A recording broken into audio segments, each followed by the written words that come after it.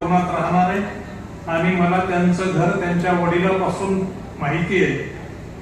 नागेश पाटलाच्या वडिलाच्या वेळी रात्री 2 वाजता जरी 50 माणसं आली तर न जेवता जात नव्हती.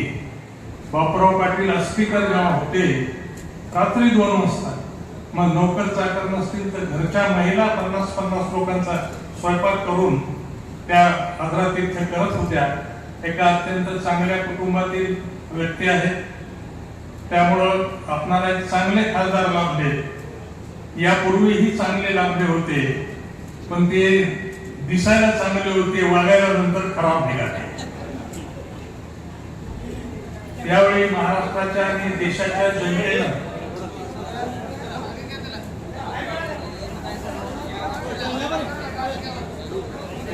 महाराष्ट्रातल्या आणि देशातल्या जनतेनं 56 इंच छातीवरला खूप मोठा धडा शिकवलाय.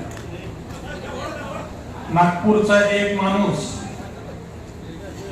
महाराष्ट्राचं सुसंस्कृत राजकारण, ज्या राजकारणाला शाहू फुले आंबेडकरांचा, छत्रपती शिवाजी महाराजांचा वसा आपण म्हणतो, त्याला नागपूरच्या एका नेत्यानं तोडाफोडीचं, घरफोडीचं, पक्षफोडीचं, पैशाचं राजकारण सुरू केलं आणि हा महाराष्ट्र अधोगतीकडे गेला.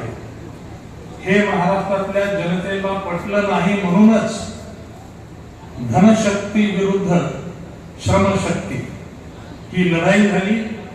एकाही महायुतीचा उमेदवार गरीब नव्हता. उमेदवार गरीब असला तरी त्यानं जिंदगीत पाहिले नाही एवढे पैसे त्याला निवडणुकीतून महायुतीकडून आले.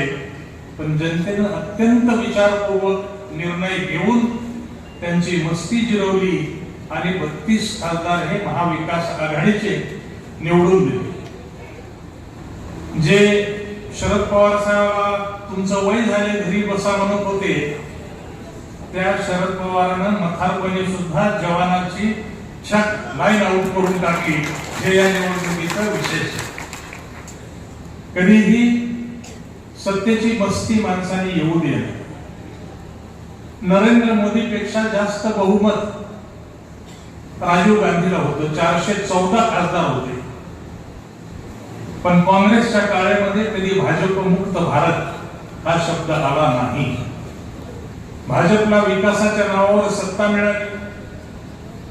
पहिली निवडणूक सबका साथ सबका विकास म्हणून सत्ता मिळाली, पण 5 वर्षांमध्ये विकास करू शकले नाही. दुसऱ्याही निवडणुकीला भावनिक मुद्दे आणि तिसऱ्या निवडणुकीला राम मंदिर आणलं, पण रामही त्यांना पावला नाही. अयोध्येमध्येच भाजपची सीट पडली. आपले आपले दैवत, आपले आपले धर्म, आपली आपली भक्ती ही आपल्या वैयक्तिक ठिकाणी असते. लोक नजरेनं बघतात, नुसती भाषणं कोण करतंय आणि काम कोण करतंय.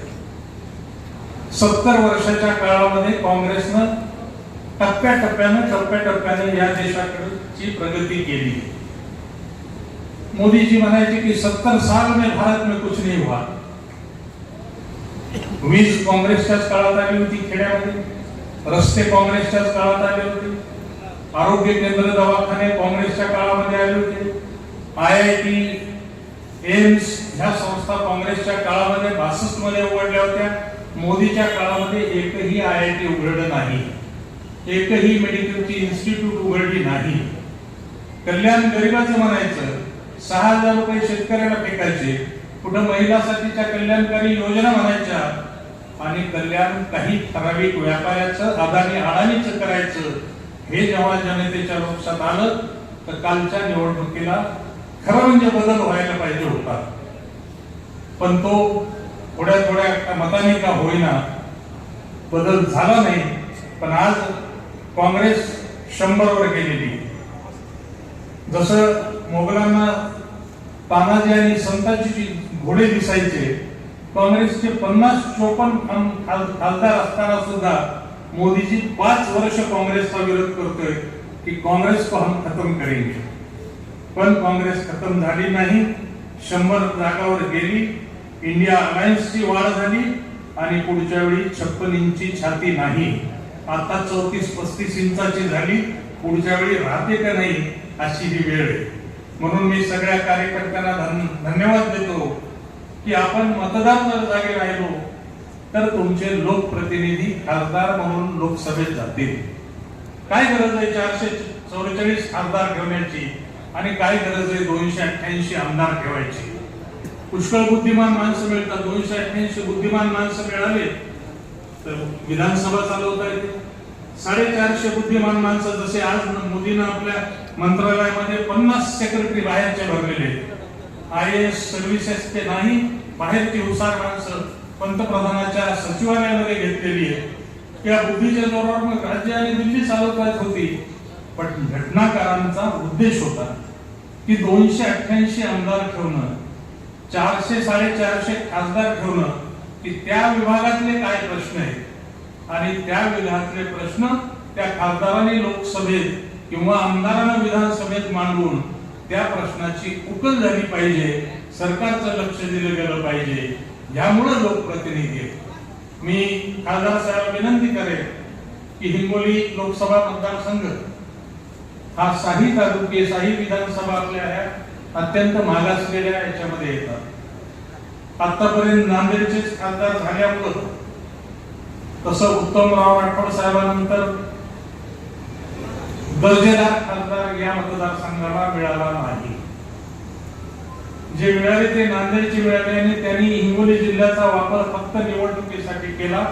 पुन्हा कुठल्याही योजनेच्या बाबतीत इथल्या प्रमुखांशी चर्चा केली नाही. जनतेशी चर्चा लांबच. म्हणून माझी आम्हाला विनंती, आपल्याला विनंती राहील की इकॉनॉमिकली बॅकवर्ड जे डिस्ट्रिक्ट आहेत, एज्युकेशनली बॅकवर्ड जे डिस्ट्रिक्ट आहेत, शिक्षण, आरोग्य, आर्थिक परिस्थिती, कारखानदारी ह्या बाबतीत जे मागास जिल्हे, यासाठी केंद्रामधून वेगळे पॅकेजेस आहेत. हा अल्पसंख्याक बहुल जिल्हा सुद्धा आहे, त्यासाठी वेगळे पॅकेजेस आहेत की आपण हिंगोली जिल्ह्यासाठी एक 5 वर्षाचा कार्यक्रम करा.